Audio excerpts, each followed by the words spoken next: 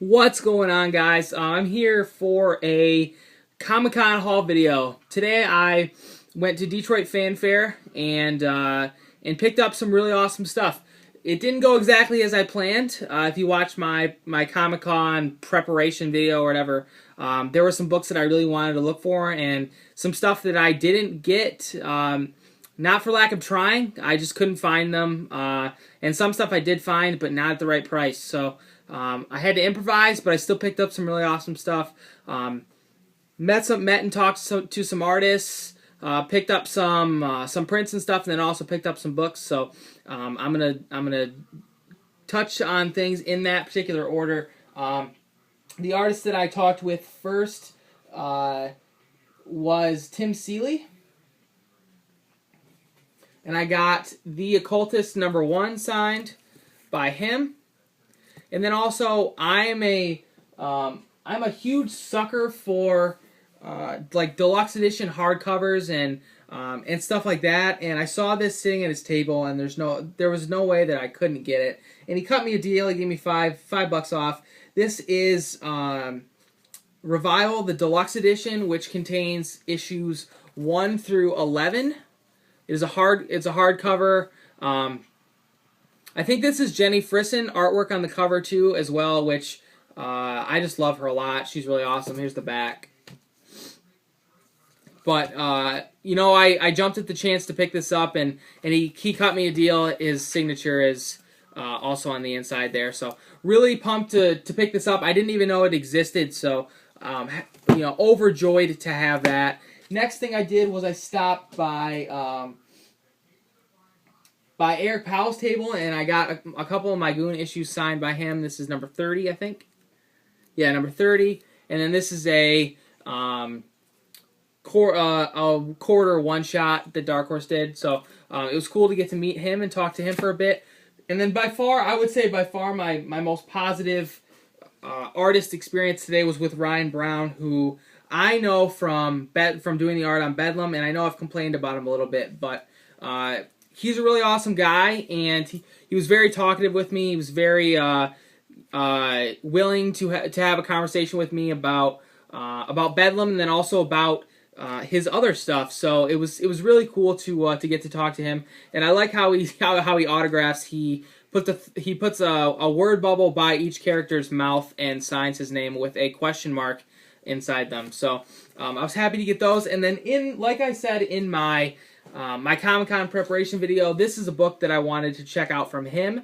This is called God Hates Astronauts. This is his independent series, I guess, that he did. It's written and drawn all by him. His art is very different than what you see in Bedlam. Here's like an example of it on the back. I think it's really awesome, and I was very happy to be able to pick this up. This contains the original series, and then also some origin stories and stuff with some art by other artists such as Jenny Frison and Riley Rosmo. So I was super happy to be able to get this, and he also signed it on the inside there and drew me a little sketch, which is this horse dude on the cover. So super pumped about that. I'm excited to give that a read here pretty soon.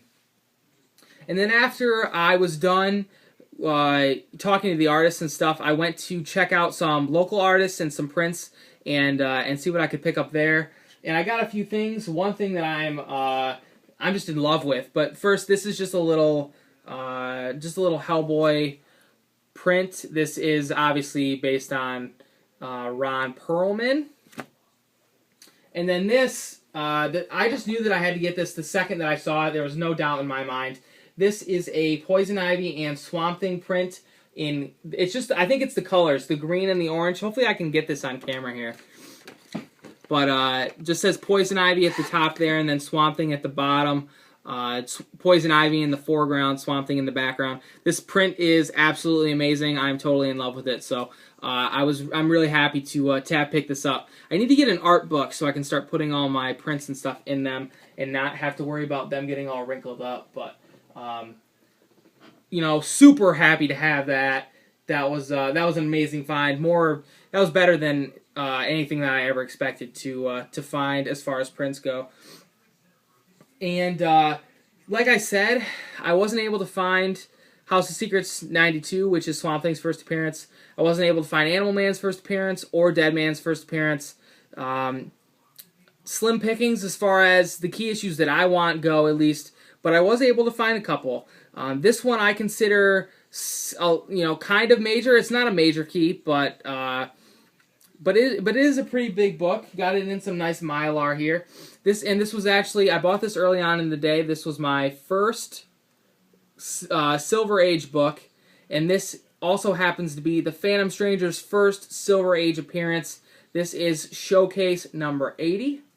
Like I said, the first Silver Age appearance of the Phantom Stranger. And this is probably the only Phantom Stranger first appearance I'm ever going to get, because that Golden Age one is ridiculous. But I'm really happy to have this book. This is one that was also on my list a little bit further down on the, as far as the priorities go, but I'm happy to have it nonetheless. And then I have another one here. I wasn't feeling quite fulfilled as far as key issues go. This is a much more minor one, but one that I still wanted to look for. I'm not sure if how many people are actually even aware of this character, but this is Strange Adventures number 187, the first appearance of the Enchantress. And you can probably see a $25 price tag on there, and I will admit that I did pay that because this book is in like near mint condition. It is absolutely fantastic. I know you probably can't tell because it's all glary and shit, but besides the yellowing of the pages and a little dog-eared corner, this book is completely immaculate. I'm super happy to have it. This book is kind of right smack dab in the middle of all those Strange Adventures that I really want, like the Animal Man ones and the Dead Man ones, but also a cool one to have, and a book that I'm really happy to have picked up. And that's it for all the keys, I guess, but this is another one that I didn't expect to find, but I'm happy to have. This is Eastman and Laird's Teenage Mutant Ninja Turtles number 7. I was worried about whether or not this was a first print at first, but I posted on Twitter and I was reassured that this is a first printing, so I'm happy about that. I found it for $5, which I think is a really awesome price. I swear this is in near mint condition. There's absolutely nothing wrong with the book.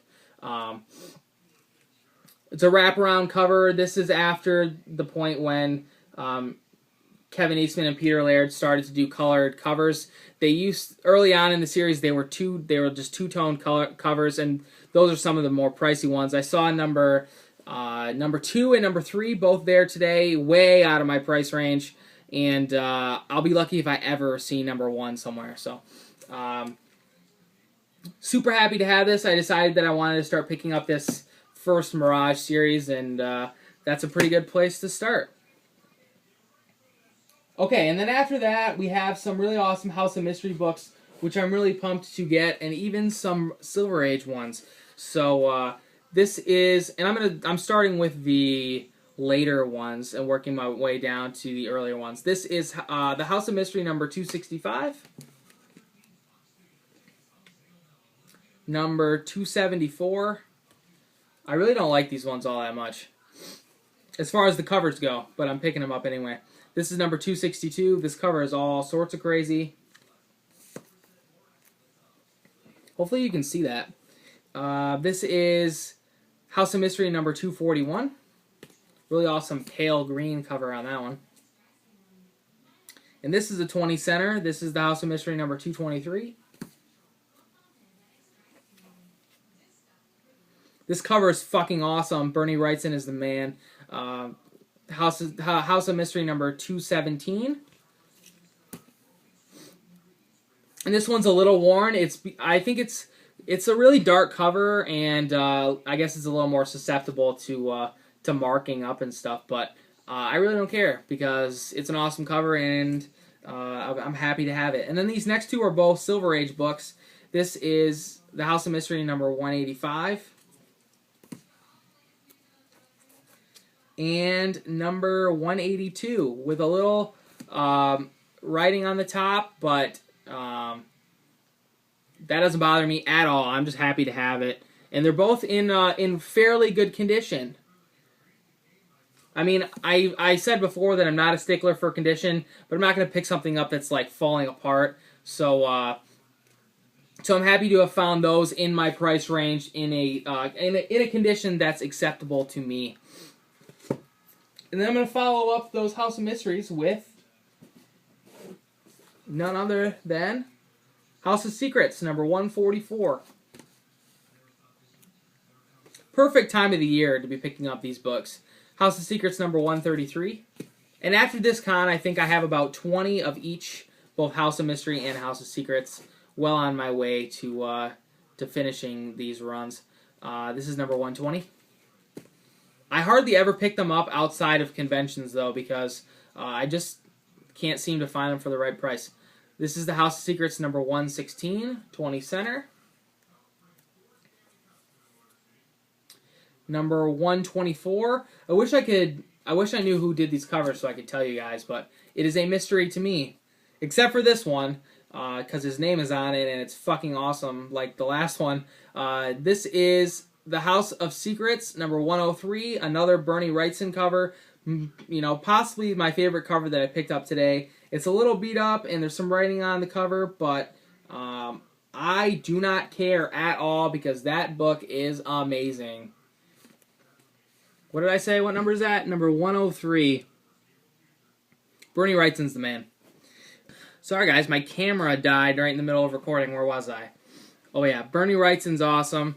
What I was going to say next is that this next House of Secrets book is sort of that transition book between the old sci-fi adventure House of Secrets and the horror House of Secrets. Of course, there has to be a first horror issue, and I have that in my hand right now. This is the House of Secrets number 81. I didn't know what I had until I got home and realized that it was the first one on my checklist. So, really happy to have that, especially because it was a complete surprise. Next, we have some Phantom Stranger stuff. This is DC Comics Presents number 25, Superman and Phantom Stranger. Phantom Stranger Volume 2, number 30. This book is in awesome condition. Number 41. And this cover is amazing, even though it's a little smudged.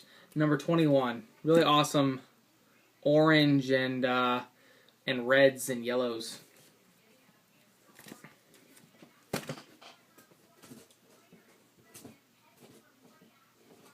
You got a few more various things. This is Strange Adventures number 219. Saw it's for $1. Really couldn't pass it up. And the only book with Swamp Thing on it that I got this week, even though it's not at the con, even though it's not a Swamp Thing book, this is Brave and the Bold number 122, Batman and Swamp Thing. I have the other Brave and the Bold issue with Swamp Thing on it, so I needed to grab that one as well. This is Showcase Presents the new Doom Patrol number 95.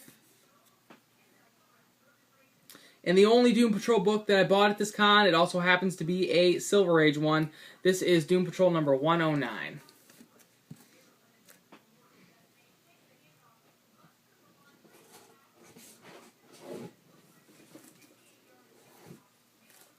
Okay, this next bunch of books is another really awesome Bronze Age DC horror book called Ghosts, number 45.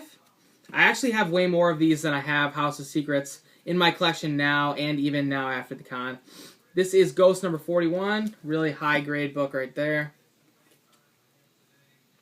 Number 53. Number 72. Number 54. 96. Sorry, these aren't in any particular order, obviously. Number 76. Not prepared. 102. 64. And these last couple are 20 centers. Number 31. And number 32. So really awesome books there. Also some other random things.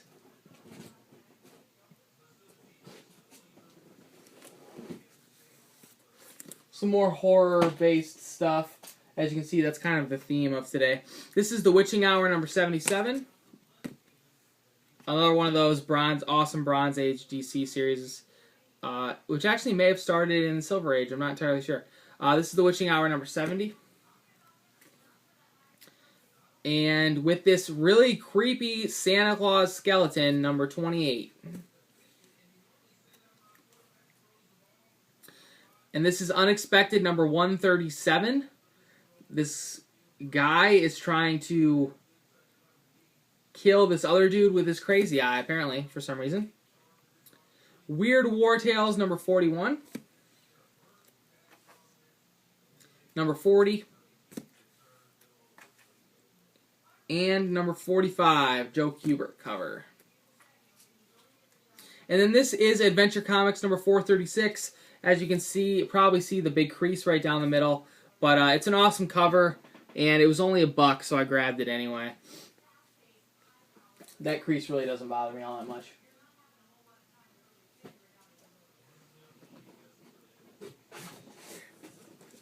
What else we got? Detective Comics number, I guess this one's first, number 454. Saw these in a 50-cent box or something and had to grab them. And number 456. I don't collect Batman, but I do buy some detective books when I see them. This is Crypt of Shadows number 3. Surprise! There's some Marvel stuff. Crypt of Shadows number 21.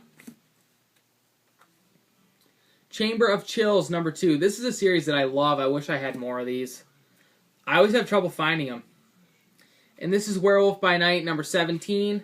Wish I had found more of these today, and I also wish I had found some Tomb of Draculas, but I struck out there. Okay, and then the rest of this stuff is all BPRD Hellboy stuff, and by the rest I mean like just that many books. But first, this is BPRD The Warning number 2, the only BPRD book I found at the entire convention. Hellboy in the Chapel of Moloch. This is a one-shot. Hellboy The Wild Hunt 2 of 8 with art by Duncan Fegretto, who also did The Midnight Circus, which came out this week, which was amazing. Hellboy Macoma 2 of 2, Richard Corbin artwork. I need to track down issue number 1.